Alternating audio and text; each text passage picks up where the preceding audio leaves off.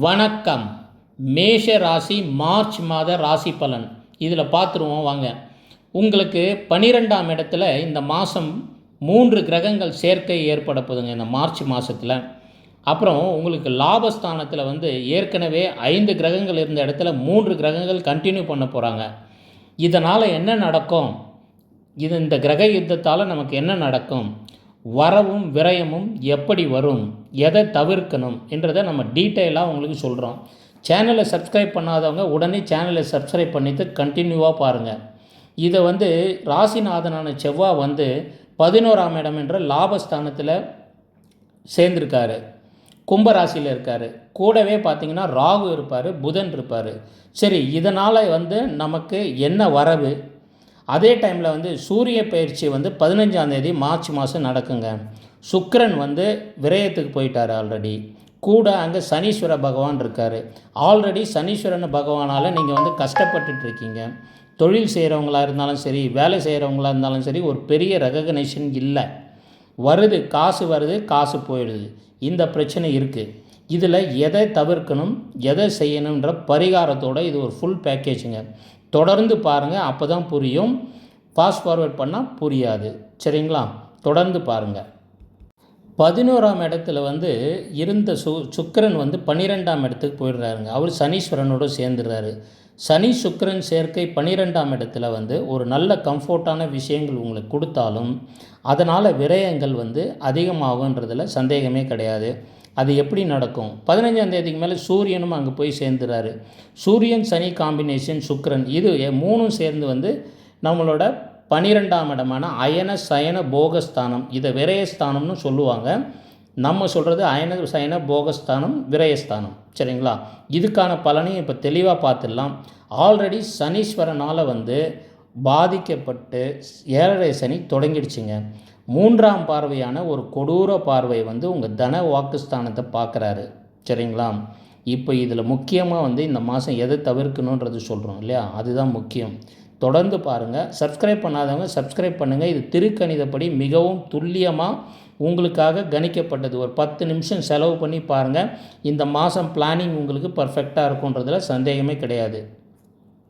இந்த மார்ச் மாத பலனில் செவ்வாய் பகவான் அந்த இடத்துல, அதாவது கும்ப ராசிக்கு உங்களுக்கு லாபஸ்தானம் 11ஆம் இடமான லாபஸ்தானத்தில் இருக்கிறது பணவரவுக்கும் மனதிடனுக்கும் ஆரோக்கியத்துக்கும் ஒரு பெரிய அறிகுறி. இதில் எந்த சந்தேகமும் கிடையாது. ஆனால் அவர் கும்பராசி சனீஸ்வரன் வீட்டில் இருக்கார்.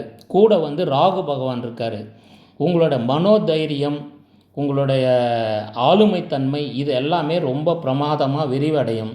ஏன்னு கேட்டிங்கன்னா ராகு எக்ஸ்பேண்ட் பண்ணுவார். செவ்வாய் அங்கே இருக்கார். லாபஸ்தானத்துக்கு நீங்கள் கொஞ்சம் உஷாராக இருக்கணும். என்னன்னு கேட்டிங்கன்னா, நீங்கள் ஏதாவது ஒரு இன்வெஸ்ட்மெண்ட்டை எடுத்து போய் யாரையாவது நம்பி அதிகமாக ரிட்டர்ன்ஸ் வருதுன்னு அதில் போட்டுறாதீங்க. போட்டிங்கன்னா கண்டிப்பாக மாயாகிரகமான ராகு பகவான் அங்கே லாபஸ்தானத்தில் இருக்கிறதால கண்டிப்பாக ஏமாந்து விடுவீர்கள். இதை தவிர்க்கவும். அதனால தான் ஸ்லைடில் போட்டிருக்கேன், இதை தவிர்க்கவும். ராங் இன்வெஸ்ட்மெண்ட்டை கண்டிப்பாக தவிர்க்கணும். லாபம் வரும், பேப்பர்லாம் காட்டுவாங்க, கேரண்டட் இதெல்லாம் சொல்லுவாங்க. இது எல்லாமே கண்டிப்பாக ஒரு தவிர்க்க வேண்டிய விஷயம். நம்மளோட மேஷ ராசி நேயர்கள், கடல் கடந்து வேலை செய்கிறவங்க, உலகம் ஃபுல்லாக இருக்கிற தமிழ் நேயர்கள் எல்லாரும் இதை கண்டிப்பாக நோட் பண்ணிங்க. இந்த பாயிண்ட்டை விட்டுடாதீங்க. ஏன்னா அதற்கான ஆப்பர்ச்சுனிட்டியை யாராவது கொண்டு வருவாங்க. அதனால் நீங்கள் ரொம்ப தீர ஆராய்ஞ்சு தான் இதை செய்ய வேண்டும். பெரிய லாபம் பெரிய நஷ்டம் இந்த டைமில் காட்டும். ஏன்னா ராகு செவ்வாய் சேர்க்கை. ராகு ஒரு மாயா கிரகம், ஒரு சாயா கிரகம். அதோட உங்கள் ராசி அதிபதியான செவ்வாய் இந்த வாட்டி சேர்றாரு. இது அடிக்கடிக்கு சேர்றது கிடையாது, எப்போவாவது சேர்ற ஒரு விஷயம். இந்த டைமில் தான் நிறைய பேர் ஏமாறுவாங்க. அவர் உங்கள் ராசிநாதனாக ஆகிட்டதால் உங்கள் மனசை தூண்டி விடுவார்.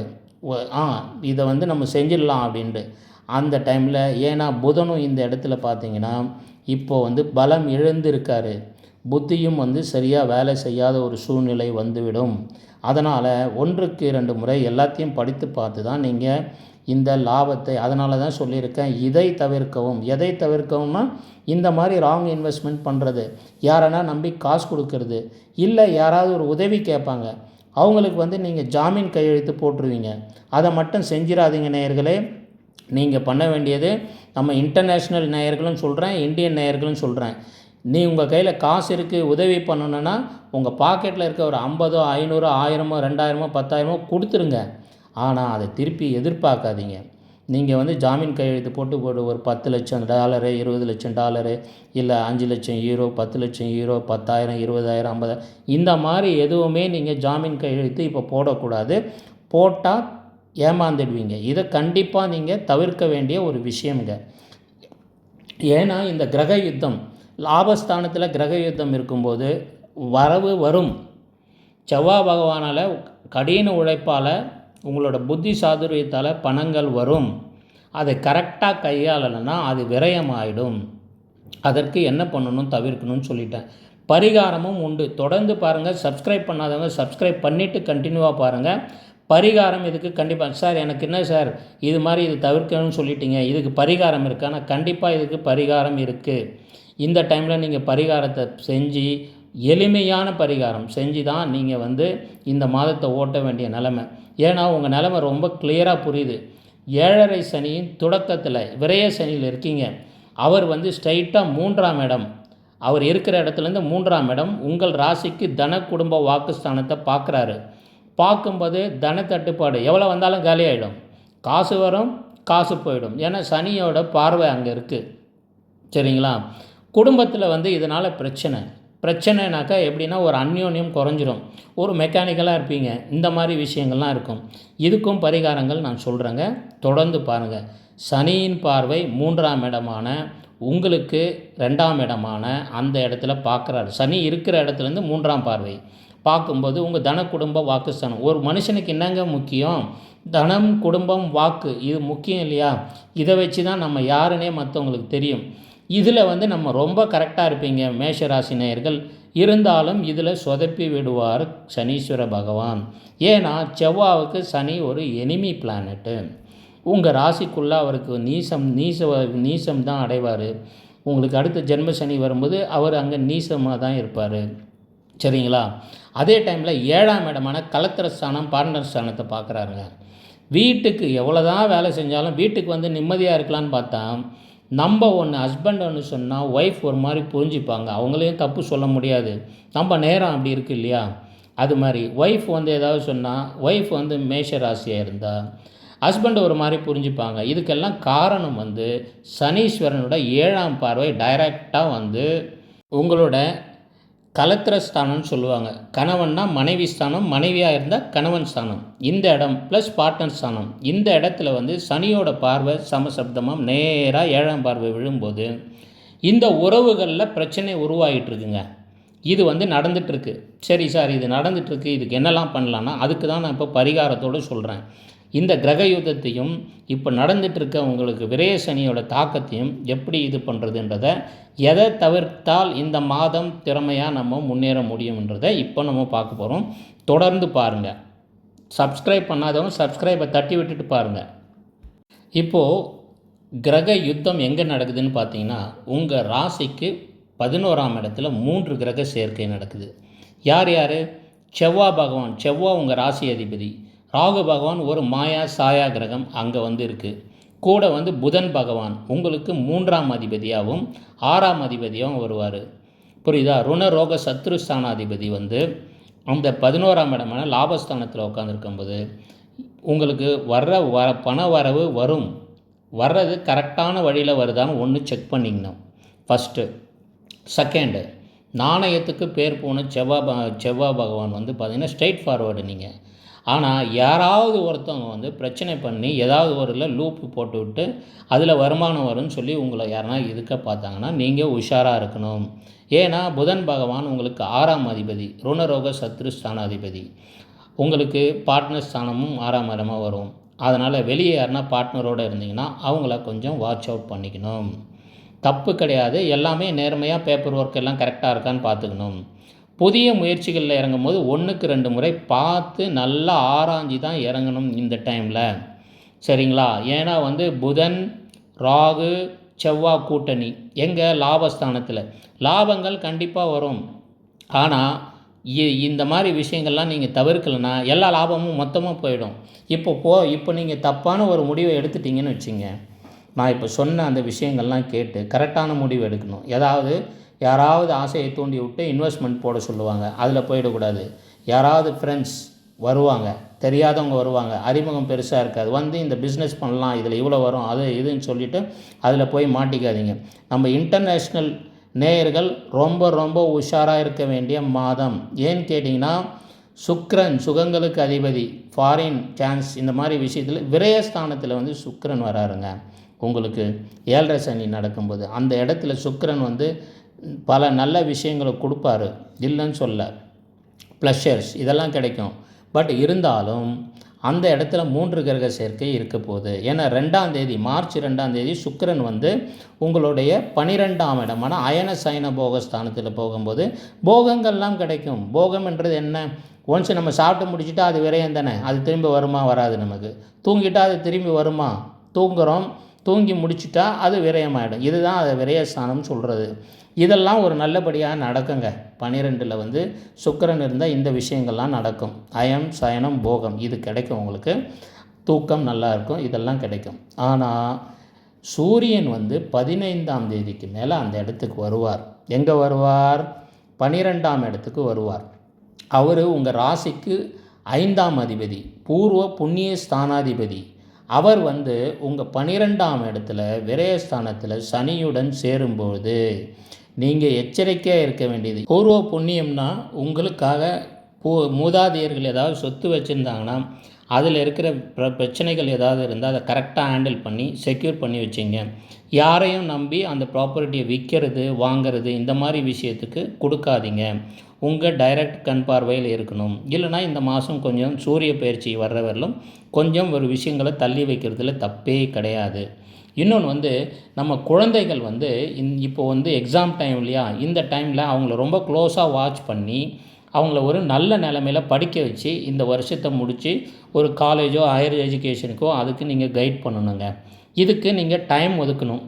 இதுவும் ஒரு முக்கியமான விஷயம். தவிர்க்கக்கூடாத விஷயம் வந்து மூதாதையர்கள் சொத்தை இந்த டைமில் வைக்கும்போதோ வாங்கும்போதோ மற்றவர்களிடம் கொடுத்து பண்ணாதீங்க, ஏமாந்து விடுவீர்கள். ஏன்னா செவ்வாய் ராகு சேர்க்கை லாபஸ்தானத்தில் இருக்குது. அதே டைமில் பூர்வ புண்ணியஸ்தானாதிபதி விரயத்தில் போயிடுறாரு. இதை மறந்து விடாதீர்கள். சேனலை சப்ஸ்கிரைப் பண்ணி தொடர்ந்து பாருங்கள். பரிகார செக்ஷனில் எல்லாத்துக்கும் பரிகாரமும் சேர்த்து சொல்லுவேன். ஒவ்வொன்றுத்துக்கும் பரிகாரம் கண்டிப்பாக உண்டு. இந்த மாதம் நிதி நிலைமை எப்படி இருக்குன்னு சொன்னீங்கன்னா, வியாபாரம் செய்கிறவங்க, பிஸ்னஸ் பண்ணுறவங்க, ஹையர் பொசிஷனில் இருக்கவங்க, லீடர்ஷிப் பொசிஷனில் இருக்கவங்க, வேலை செய்கிற மகளிர் எல்லாருக்குமே வந்து இந்த மாதம் ரொம்ப பிரமாதமாக இருக்கும். ஹவுஸ் ஒய்ஃப்ஸுக்கு ஒரு திருப்திகரமான மனநிலையாக இருக்கும்.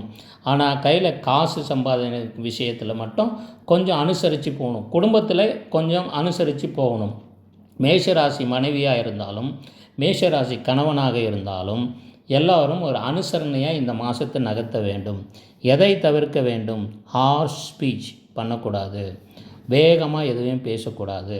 ஏன்னு கேட்டிங்கன்னா, ராகு செவ்வாய் சேர்க்கை இருக்கும்போது நம்மளை தவிர்த்து பேச வச்சிடுவார் அவர். அதனால் பேச்சில் கொஞ்சம் நிதானமாக இருக்கணும். சரிங்களா? கோவத்தை தவிர்க்கணும். மற்றபடி எதெல்லாம் தவிர்க்கணும்னு வீடியோவில் உங்களுக்கு சொல்லிக்கிட்டே வந்திருக்கேன் இல்லையா? இந்த மாதம் வருமானம் தாராளமாக இருக்கும்.